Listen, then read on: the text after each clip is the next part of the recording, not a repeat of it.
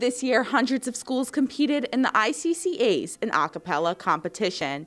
Hofstra's very own HofBeats placed second in the division and moved on to the semifinals. We talked to some of the members about what their experience was and what they're looking forward to next.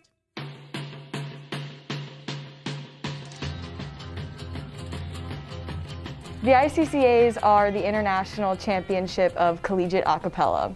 So it's basically this big competition where a bunch of acapella groups from a bunch of different colleges everywhere, even the UK, all just compete. This year it was all virtual, so it was very different. So they did like a live stream and we all got to submit virtual recordings, which was a very, very unique and different experience. As though it wasn't, the most ideal situation, they made it work and they did a really great job, and we're really happy with the outcome and how much fun it was. How did this year's ICCAs compare to last year's competition and competitions before that? In normal ICCA years, we have like a week where we get together and we just work for hours as a group, banging the set out, going over choreo and hanging out, and like that wasn't here this year, so we had to like bring everyone in one at a time. It looked very different than a normal ICCA season looked like, but I'm still really happy with what we came out with. I think that competing in a virtual ICCA set was definitely a different type of rewarding, in the sense that you don't have that satisfaction of standing up on a stage and really performing once and for all this big set you've been working on, practicing and perfecting. Here it was like, we put out everything into the world, we record our stuff, and then we send it off to Mikey and Lucas, our audio and video editors, and then that's it, and we wait. And it was a very, very unique waiting experience, but getting to see it in front of our eyes for the first time was something I'm really glad that I could have gotten to do in my 4 years.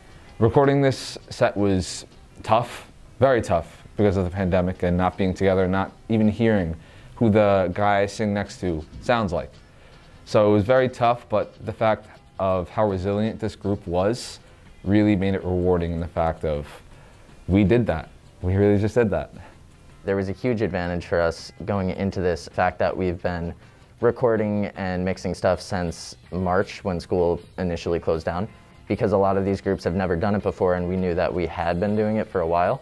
I really like editing acapella music videos. It's a lot of fun. I've made a bunch for a lot of the other acapella groups here at Hofstra. Some other groups from other schools have reached out to me, so I've been editing their videos. I like editing to acapella because there's a ton of different people and lots of different styles to incorporate.